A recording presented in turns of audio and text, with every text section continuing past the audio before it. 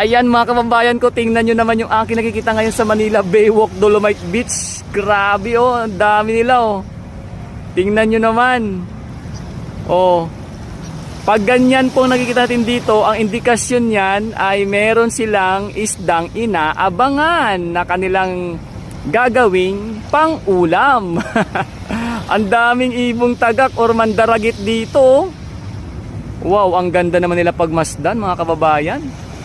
Tingnan nyo naman oh.